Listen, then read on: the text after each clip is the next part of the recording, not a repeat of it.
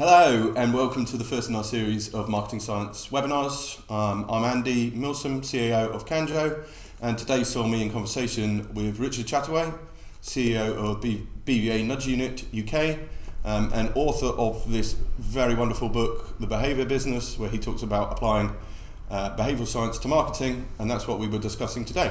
We're going to go straight in to where we're talking about System 1 and System 2 thinking. I guess, the way to think about it, or certainly the way I think about it, is that, this behavioural science has given us a new way of thinking about human behaviour. And we've actually learned more about human behaviour in the last 50 years than we did in the previous 5,000. So a lot of the thinking is quite new, and there's new evidence base coming out all the time. Those of you who've got a background or understanding of psychology, psychology as a discipline is only about a little over 100 years old. So this is all quite new stuff.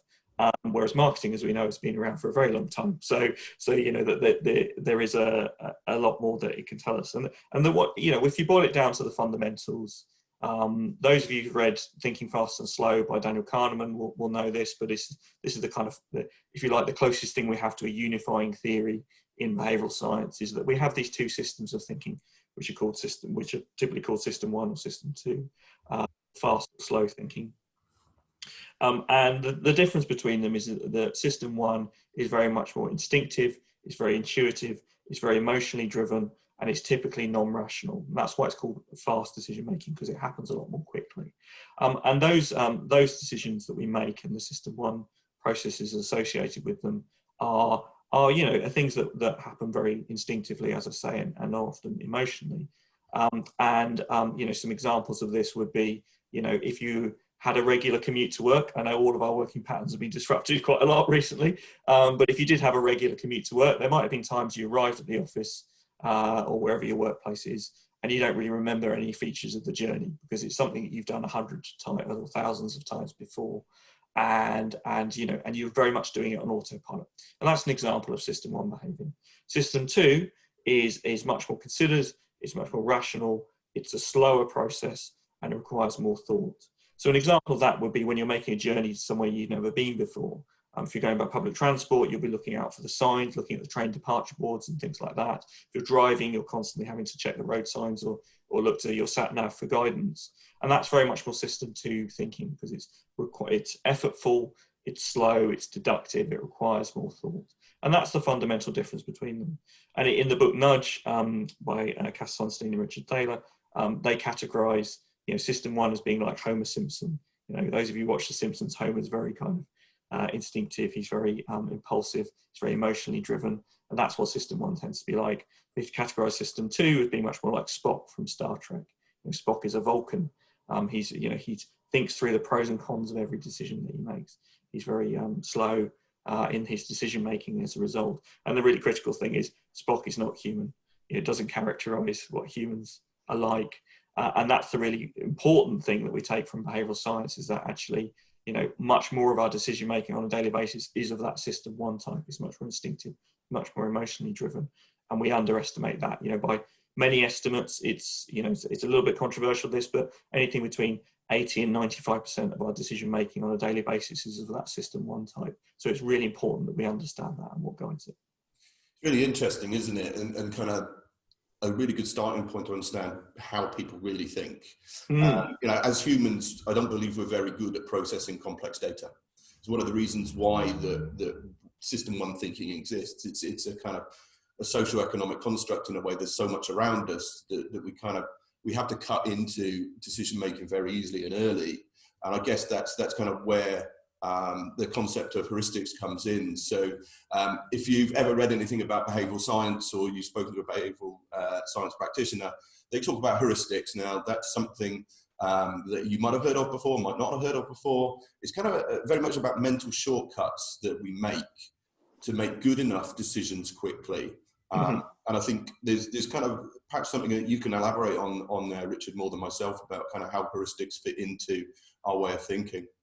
Yeah, so I think you hit the nail on the head there when you think about heuristics and what that means, because it's not a term that's in everyday language very very much. It's something that's been coined specifically in the field of behavioural science. But what it means is exactly that: mental shortcuts. the world we live in is impossibly complex. There are thousands of little decisions we're making every day, from, you know, what clothes we wear, what what we have for breakfast, you know, all the way through to the complex kind of decisions that we have to make in a work context, for example. And those are, you know, in order to do that, in order for us to be able to process that and to make those decisions, we're reliant on these heuristics and mental shortcuts to guide us. And that's what the fundamentals of system one decision making is. It's when these heuristics are in play, if you like, and they're guiding our decision making.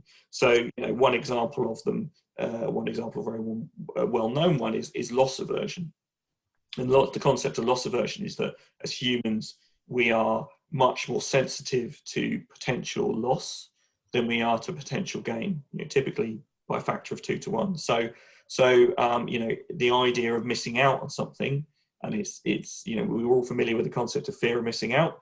It's a really basic human driver of behavior, is that this idea that we might lose out something. So, you know, if you think about that in marketing terms and how you would activate something like that, is, you know, it's things like limited time offers, closing down sales, you know, only 3 tickets left at this price. You know, the likes of booking.com or people like that are really good at activating those heuristics and biases around the concept of loss aversion. You know, that fear of losing something prompts us into action, and we have a strong heuristic around that.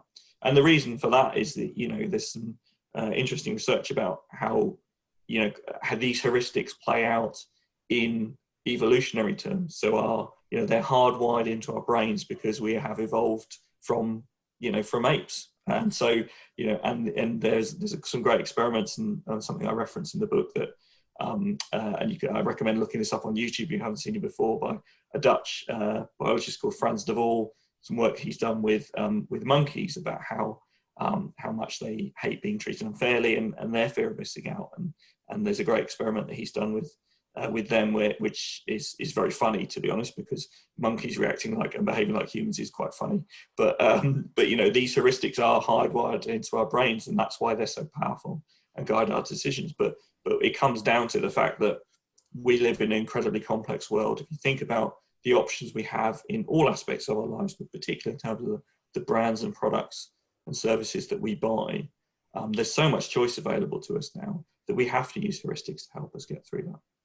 Really interesting, isn't it? Again, it's kind of, as I say, it's a bit more of a social construct that heuristics is kind of developed out of, because the world is so complex and there's so many decisions to make during the day, and we kind of, as I say, we make shortcuts to be able to make those decisions easier in a good enough way. And kind of comes back to the whole Homer thinking there as well, and system one.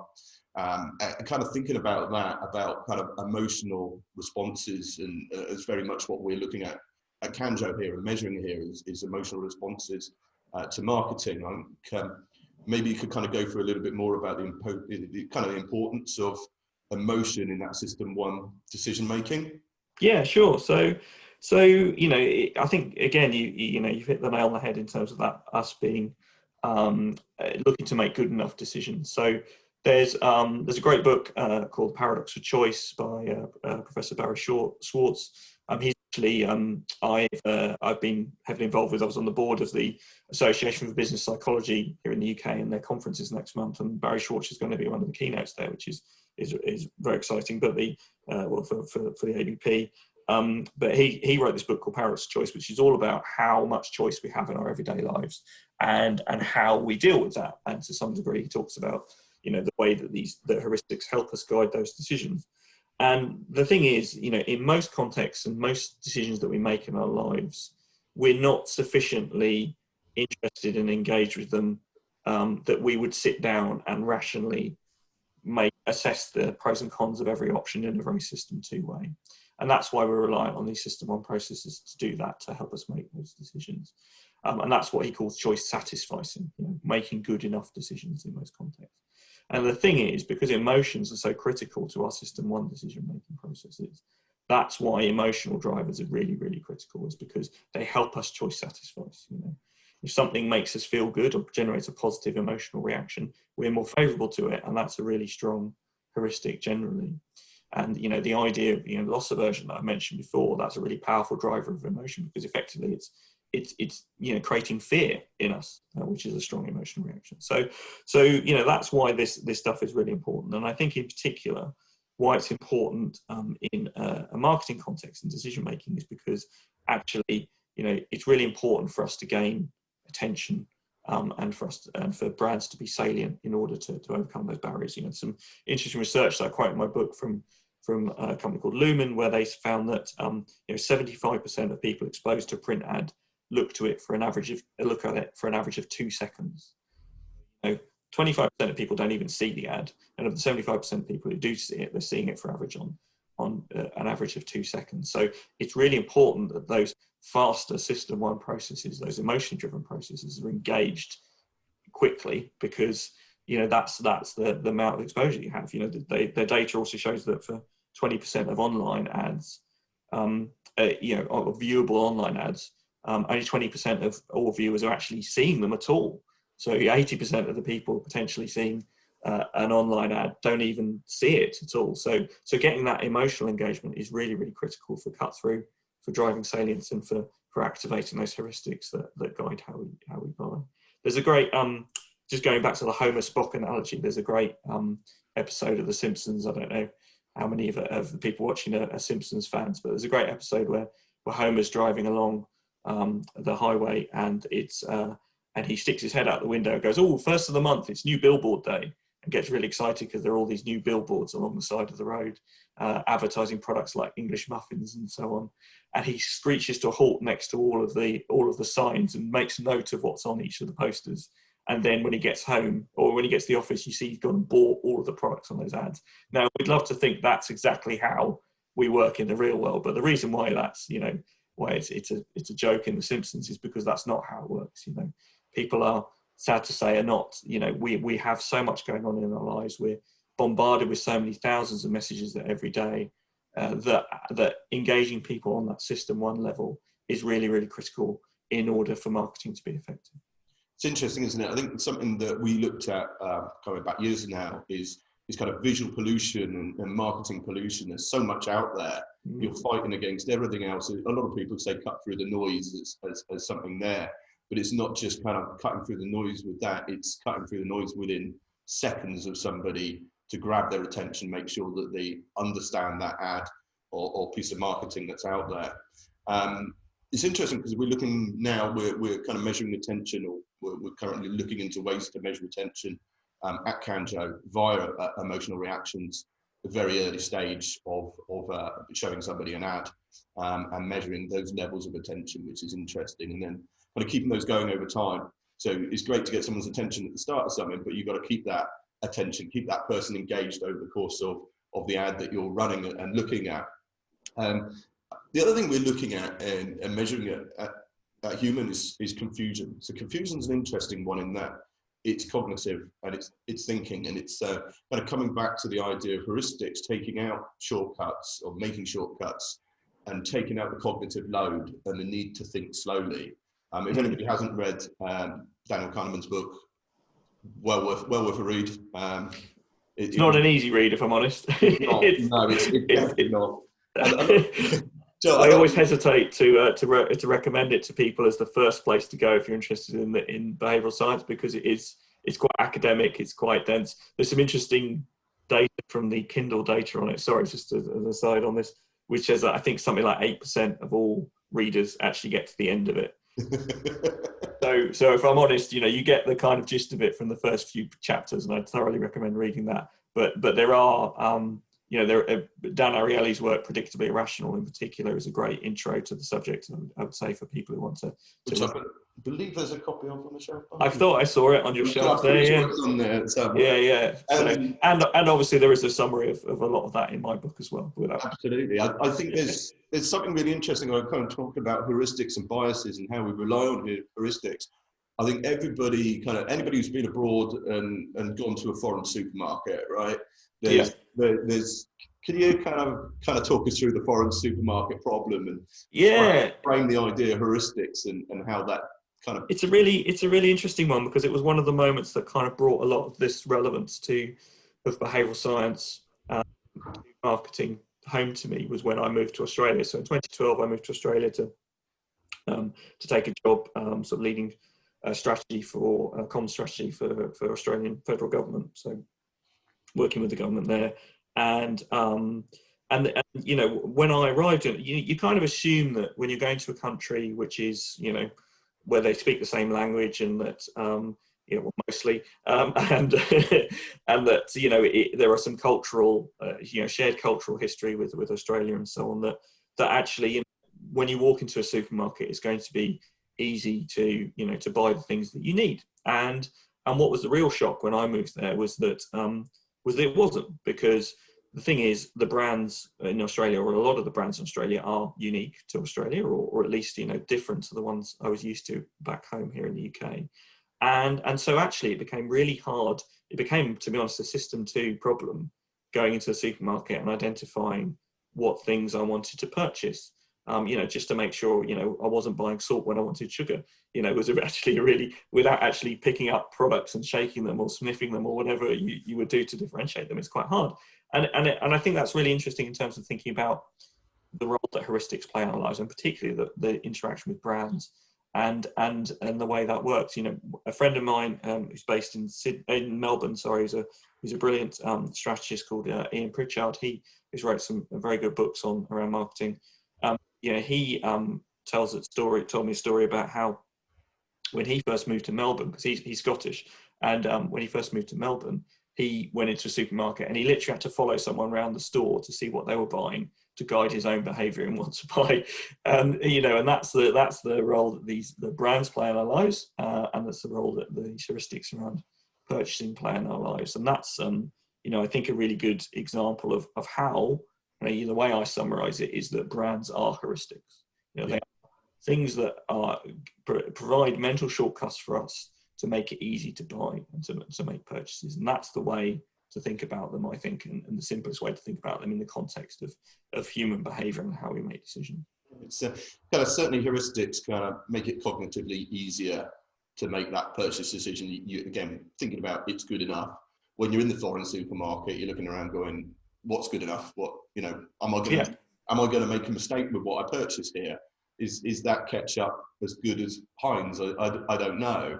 Actually, Heinz is a really good example of creating a brand with real simple heuristics in it, in that you look at that bottle of sauce, you don't really know what the sauce is going to taste like unless you've had it before, but because it's got the Heinz label on it, you're sure that it's going to be of decent quality, right? So yeah, I think it's something interesting, very interesting in all of that, of kind of way that, you know, how people really think about things. And we'll come on to a little bit later a bit more about brands and how they act as heuristics and how they are heuristics. And we'll also talk about how that informs how people think about brands. But we'll come on to that in a minute. What I wanted to move on to was kind of the crux of the webinar, I guess, being that we're now at Kanjo talking about marketing science. And so in part 6 of your book, very much diving into marketing science there. Now, one of the parts of kind of putting the science behind marketing gives you measurability, it not just after the event of kind of looking at click-through rates or anything like that. So one thing that we really try to promote here, particularly myself as kind of ex-creative director and now kind of startup business owner, is that creativity's being lessened.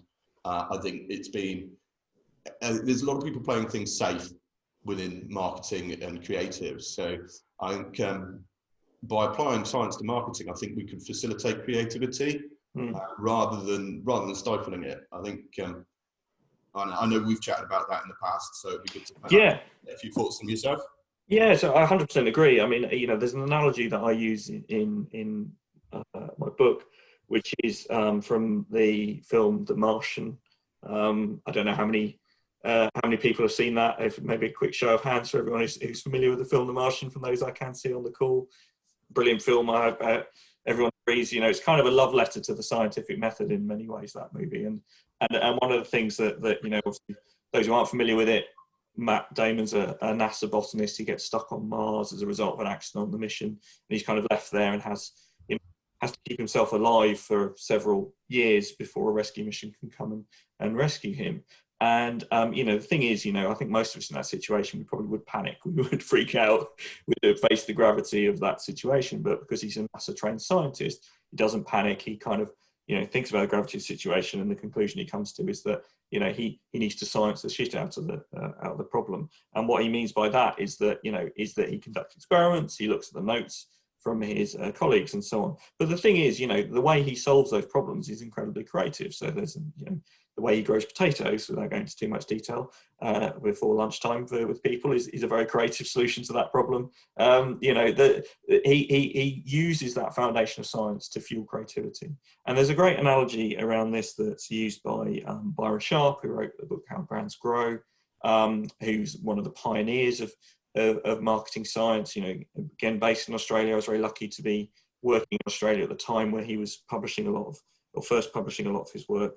And he talks about, when we think about marketing, we can often think of it as a purely creative endeavor, particularly when we talk about advertising. We think it's, pure creativity, and it is how we solve problems in it. And he says, well, no, because the thing about marketing is that it has a purpose. Its purpose is to influence behavior, as in to get people to buy products and services.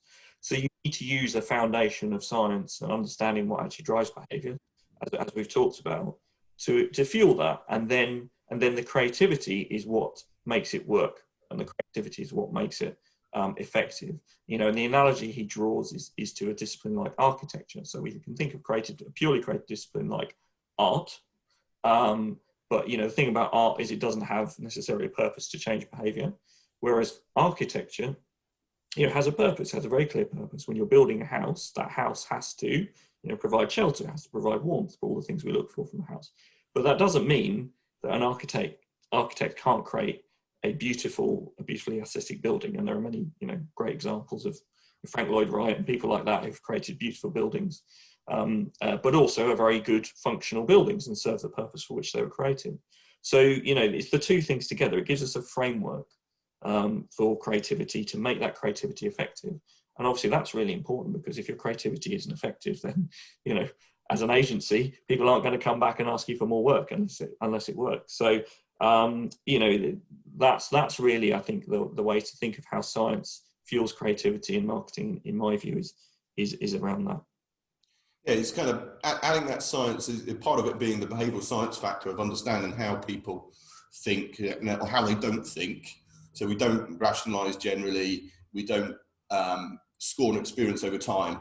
So there's the theories around peak end and all that kind of thing, where we take the peak of experience, whether that's positive or negative, and then the end of an experience, and those are what we remember about something. So it's kind of understanding about things like attention, emotional decision making that were not particularly rational, understanding all of those and understanding how people really kind of think and approach something, and then applying that theory into creativity, because you've got to be creative to gain attention, in my opinion. I think yes.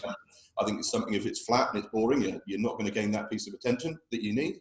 But then being able to measure that in scientific ways. So it's kind of the behavioral science coming in, and then the output of understanding the science and being able to measure what's going on with people on the other side of it, rather than just taking a punt on something and hoping an ad works, right?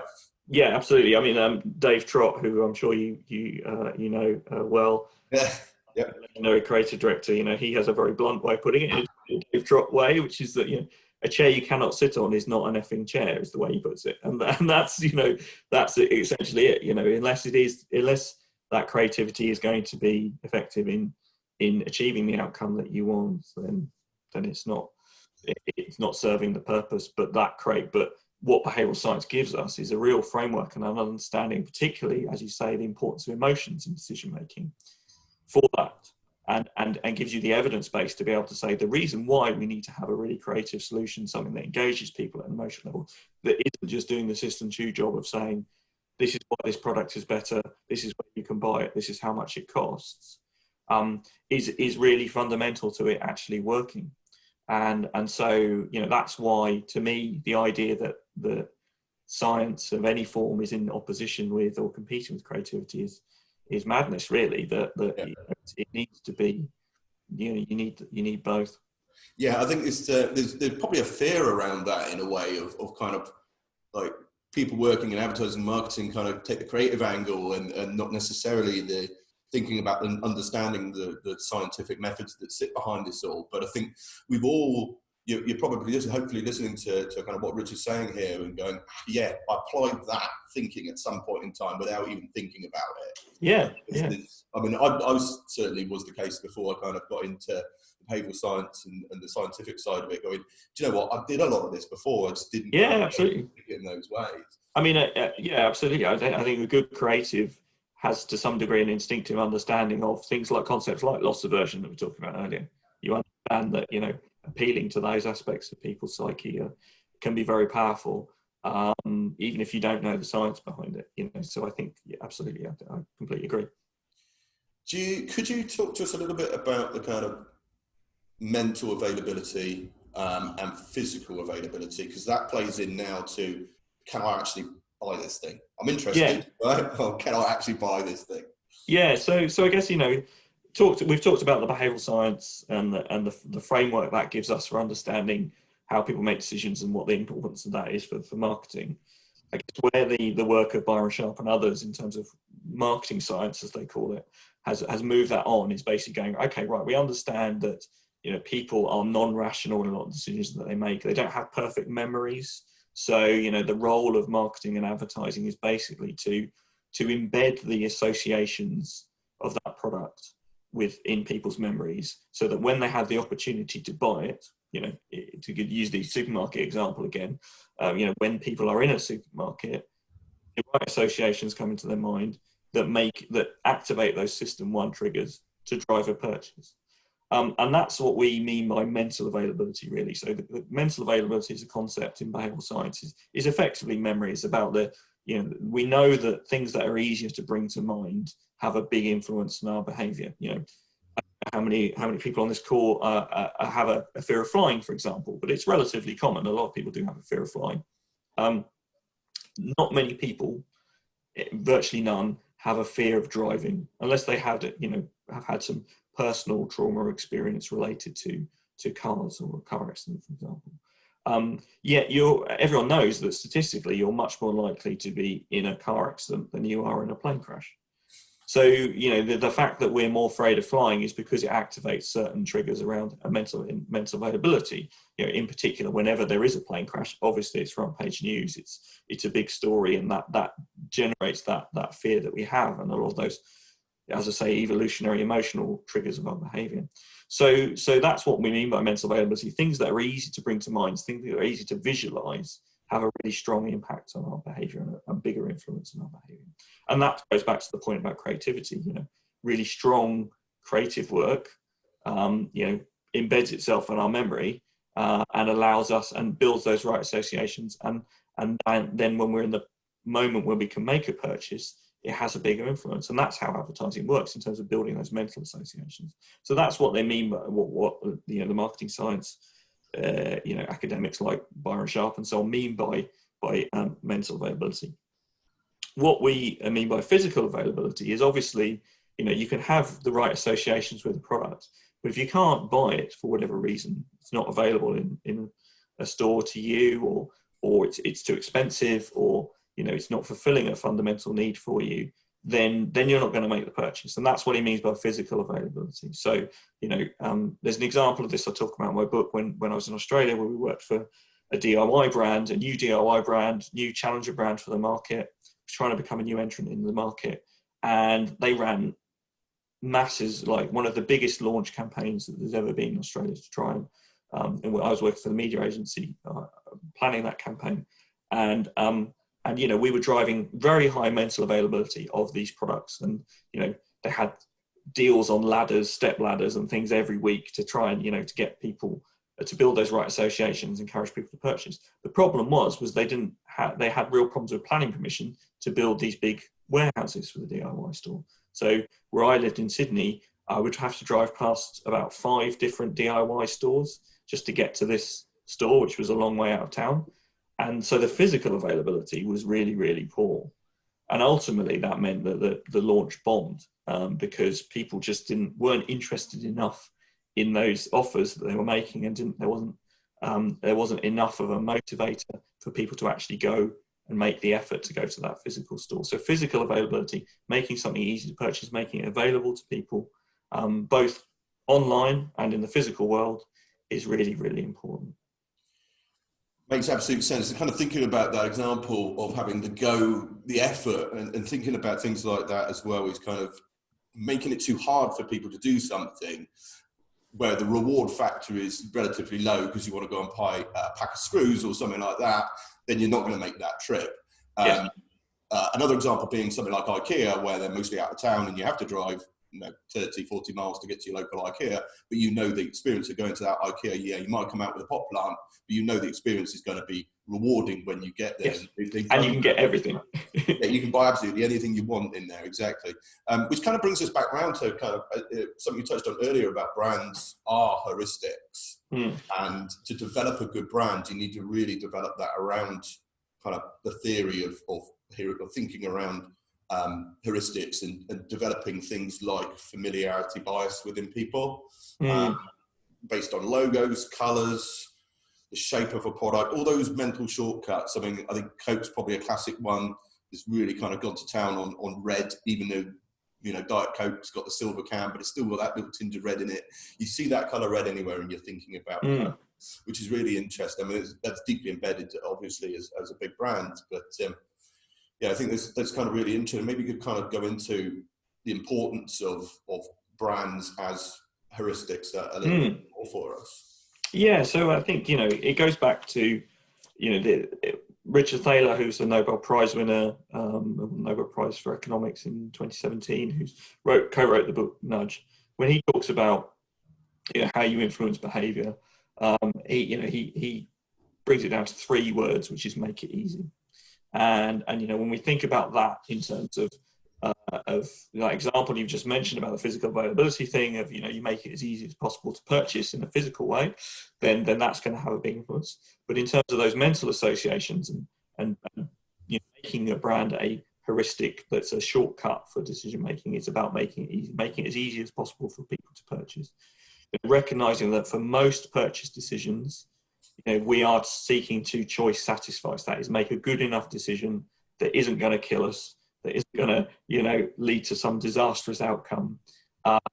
It is really the most important thing. And that's where these brands, as you mentioned, have created such strong mental frameworks and associations with their brands over the years through marketing really succeed. So, like you say, the Coca-Cola Red, there's such a strong connection between them. The Nike swoosh, when you just need to see the swoosh and instantly have those associations with the brand.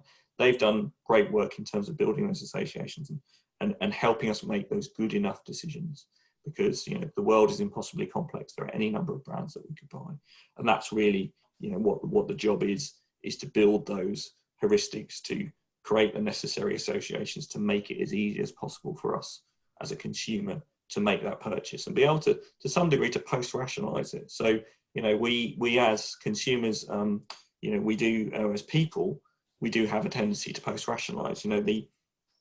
There is I guess the biggest, if you like, challenge to conventional marketing wisdom that behavioral science presents is that, we have an embedded persuasion shift model of advertising, which is, things like the AIDA model that many people on the call probably familiar with, attention, interest, desire, action. That is a very linear, a very logical model that assumes decision making is a very system 2 process, and everything behavioral science tells us is that that's not the case. Often, one of the really important things that we've learned is that attitudes don't necessarily precede behavior. You can get someone to behave in a certain way, and then they'll post-rationalize their behavior afterwards, and their attitudes will change.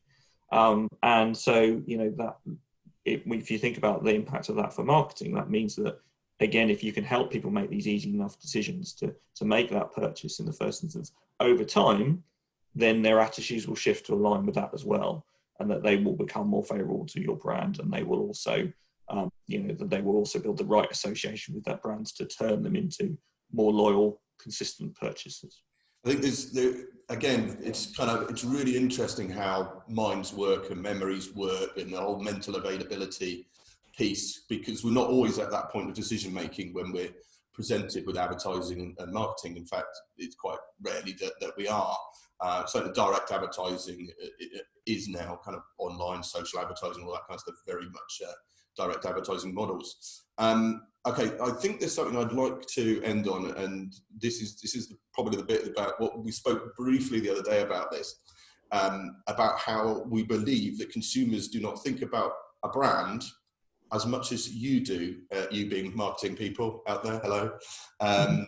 To take us through a bit of your thinking on that, because I mean, one of the kind of recommendations I guess I make in my book is that you should, you know, if you're in a marketing department, you should have a big sign on the wall saying you are not the target audience.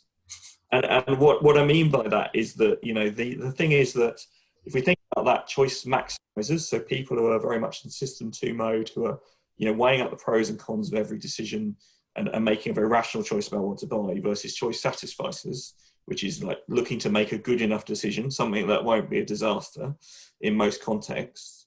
That is the way to go primarily, is to look at those choice satisficers, because, you know, if you think about it, someone standing in a supermarket, there's a Richard Shotton who wrote a great book called The Choice Factory, who I interviewed for my book.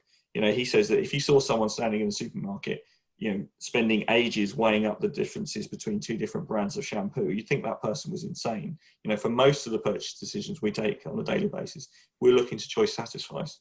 The trouble is, if you're working marketing, and I've fallen prey to this myself, if you work in marketing, you're spending all day thinking about a particular brand or a particular product and its competitors.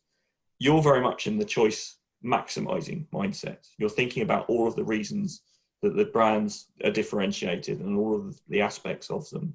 And so you're more likely to assume that is true of your consumers as well. And this isn't to say, you know, that there's a, I'm not, trying to criticize marketers and say that, you know, that they don't do a good job, because they do. It's just that it's just a natural thing. You know, if you're spending all day thinking about a particular brand of shampoo or whatever it might be, then you're going to be more aware of those things than other people are, because it's a much bigger part of your life. So by saying you're not the target audience, that's effectively what I mean, is to say that, you know, that most people who are making purchase decisions with regard to your brand don't care about it as much as you do. And so, you know, they are more likely to be, you know, to be using these system 1 heuristics. These mental associations are going to be guiding their decision making. They're not thinking about the decision to purchase in a rational fashion in the same way. So, you know, so you need to bear that in mind when you're thinking about your audience.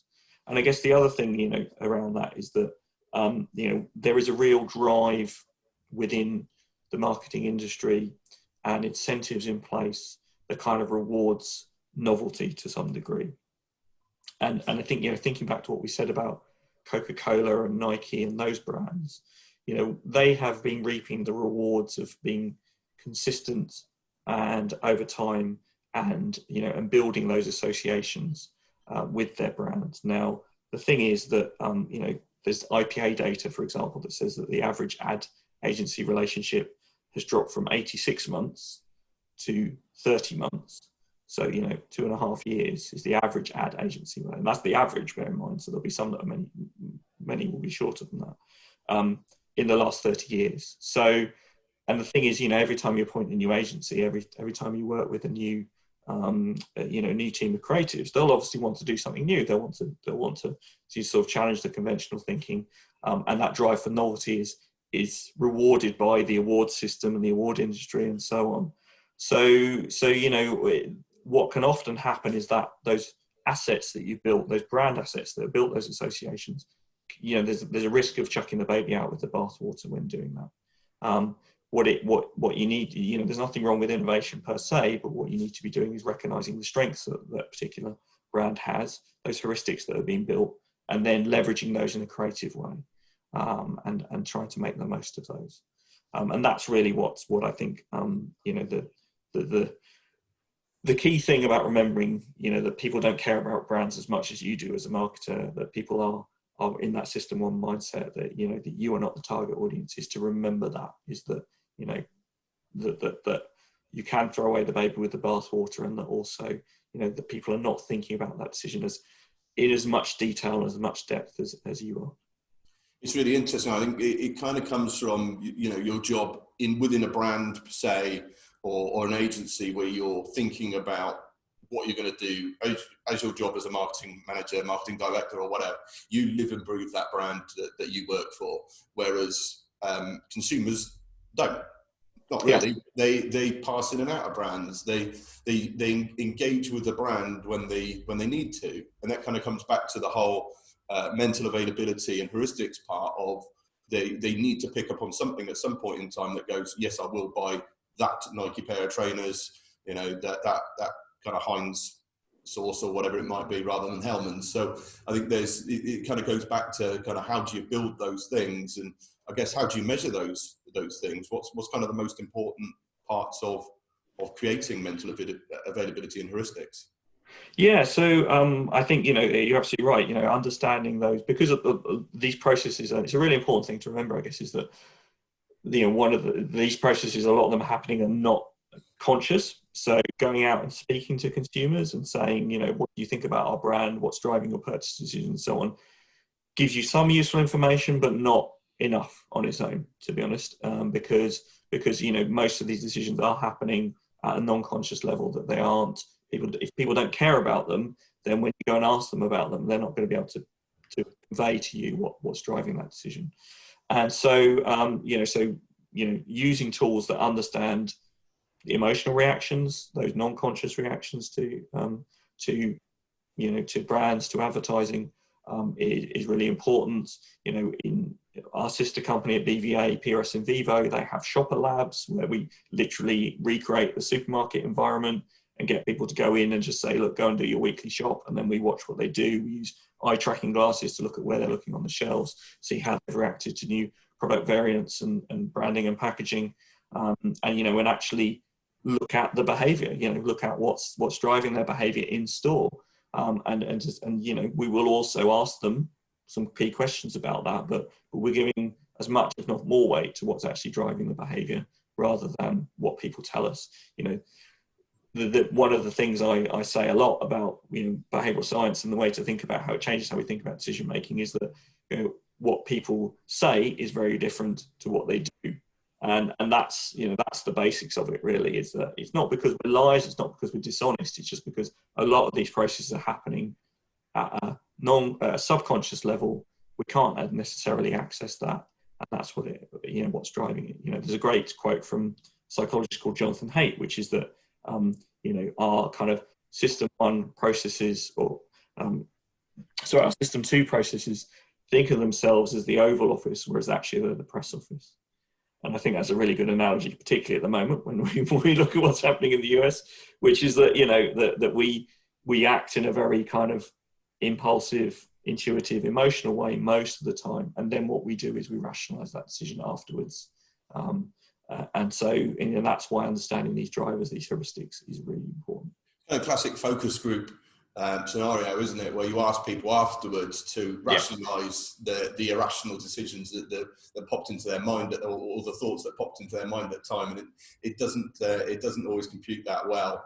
We always found it to be something that was asking people something after the event doesn't kind of you don't grab the truth of how exactly they thought and kind of remembered that brand, which is really interesting. Yeah, and I'm always very careful not to say that focus groups are totally useless. Yeah.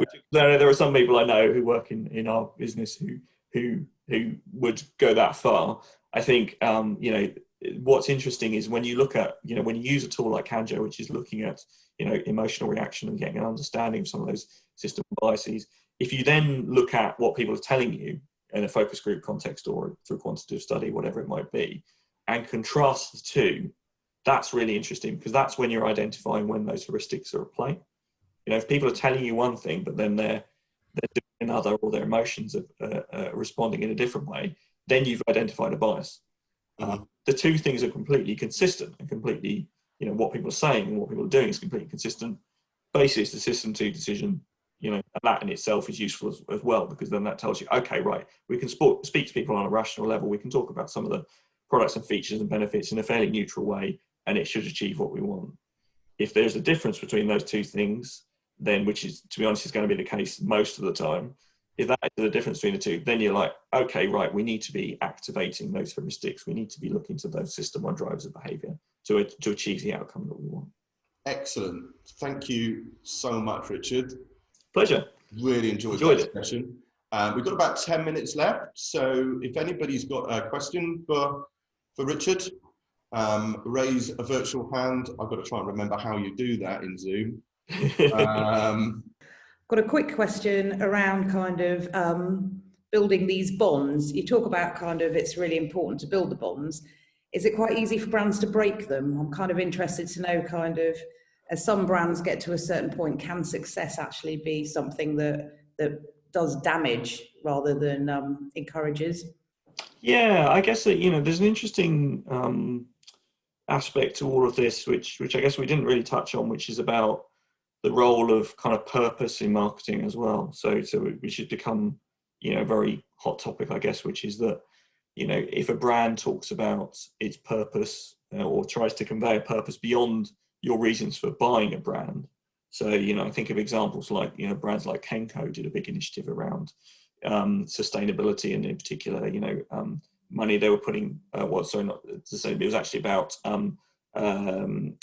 gangs in South America where a lot of the Kanjo coffee is farmed, and trying to help kids in those countries and avoid them getting involved in gang culture and organized crime, for example.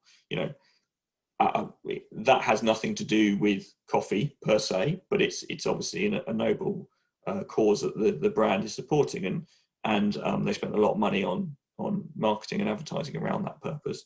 I think, just as I understand it, to some degree, it backfired a little in that, one, it didn't seem to have any impact on sales. So it didn't actually mean people were more likely to buy Kanjo. And the other was that I think there was some negative PR around it as well, about actually how effective what they were doing in terms of their interventions around preventing gang culture was. And I think, to that point, that could actually undermine that. There's a lot of interesting, or there's particularly people like Richard Shotton, who I mentioned earlier, have been challenging a lot around the role of purpose in marketing, and talking about a purpose for your brand that isn't directly related to what the product is. So, so as with that example, and the fact is that the evidence base around purpose as a driver of purchase, going back to what we were saying about system one decision making, is not very strong. Unfortunately, with most of the brands that we buy, we're not buying them necessarily because we think the brand is helping the planet, or whatever the purpose might be, unless that's intrinsic to the brand in some way. So I think if you think of Ecova, the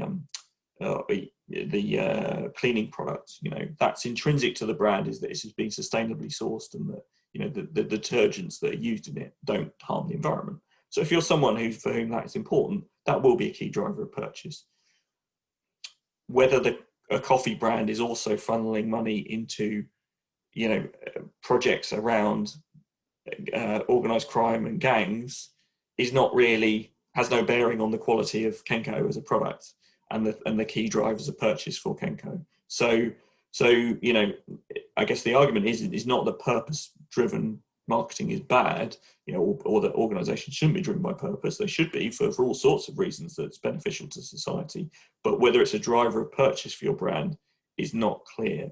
And so I guess to your point, if a brand focuses too much on that to the detriment of the associations that people have that actually drive purchase, that would be a bad thing, because it could break those associations. If Kanjo became known as a brand purely around its work in addressing gang culture, that actually could be detrimental to them, because they're not going to sell as much coffee, to put it bluntly. So I think that's one area in which affecting those associations can be negative. The other, as I mentioned as well, is this relentless drive for innovation. If you've built the right associations with your brand through the marketing, you've got the right heuristics in place. I'm trying to think of an example of a brand that's done this. But then you completely change your creative or your messaging because of a new creative agency being appointed, or or a new, there are some brands that seem to change their actual branding on a very, very regular basis. Every time you're doing that, you're removing the associations and the equity you've built in those brand assets, previously. So, one example I quote in my book is Tropicana, which was a famous example where, if you know Tropicana, they have that icon, which is an orange with a straw piercing it. They changed their branding, and their sales fell an extraordinary amount in a short space of time. And that was simply because they built that strong mental association with the straw and the orange, and people couldn't find it in store because that was the heuristic they were using, was that image was Tropicana. And as soon as they removed that, it lost that kind of edge within the supermarket environment that made it easy to buy. And so that's another way in which, if you've got that brand asset, in Tropicana's case, you've got a really strong brand asset like that, you should be leveraging that in creative ways. You shouldn't be throwing it out the window and then just starting from scratch, because you'll lose that equity. Question here, Richard, from Dominic. It's pandemic related. Here we go. COVID question. Do you think the pandemic will have an impact on our current thinking around heuristics? Interesting. Yes. So there's some interesting data around this. So one of our sister companies, BDRC, have been running tracking studies throughout the pandemic, which has been really interesting, looking at consumer sentiment and consumer behaviour, and in particular intentions towards behaviour. So looking at things like, how comfortable people feel going back to the supermarket now, how much their behaviour has changed in terms of online purchasing and so on. And I think, what's been very interesting is, going back to what I was saying about attitudes and behaviour and the relationship between them, and the fact that many of our attitudes follow our behaviour. If you think about how our behaviour has had to change as a result of COVID-19, obviously there's been a huge increase and take up in online ordering generally. And therefore people's attitudes, depending on their experiences of that, people's attitudes will have fallen in line with that. So those brands, I guess, that deliver a good online shopping experience will have successfully potentially embedded that as a new behaviour for the long term. And the longer, we've obviously had new restrictions put in place this week around, not restrictions, but guidance from the government, I guess is probably the best way to put it, that we should all be staying at home more. Then, the longer that goes on, the more that will become embedded. Because the thing about habits, habits are system one behaviours. It's a manifestation of system one behaviour. It's our heuristics, having an impact on our behaviour is a habit. And so it's when we're in autopilot, effectively. And the thing about habits is they take a long time to build. So depending on what they are, there's evidence around health-based behaviour that you need to do something every day for 2 months for it to become a habit that will then continue forever. Then if you've been doing something, if your behaviour has had to change because it's been forced as a result of something like a pandemic, and you could do something for 2 months, then there's a evidence to suggest that you'll continue doing it forever. And this is a good reason to change, or another disruptor like a pandemic to stop that. Excellent. So yeah, sorry. So I guess my point around that is that, but they're also very hard to break for the same reason. So the habits are hard to build, hard to break. So yes, I think there is possibly going to have been a big impact on some of those associations and habits people have in relation to certain brands. Interesting. So I think kind of the takeaway there to go and think about for everybody who isn't going to join us in the VIP room shortly is to have a think about Uncle Ben and the changes they're about to go through as a brand, and how their heuristic breaks might affect them in a very good way, I should imagine, because obviously they're very outdated and somewhat kind of ratio stereotyping they're definitely ratio stereotyping, and the force they've had to make through social change, I guess, and through people kind of the power of the people going, we don't want to see that on that kind of racial stereotyping on a brand. So they've got to rework everything from their name to their image, which will be interesting when you go to buy rice, because your system one heuristics won't be quite there anymore for that brand. But there we go. Thank you, Richard. Thank you, everybody, for attending our first webinar.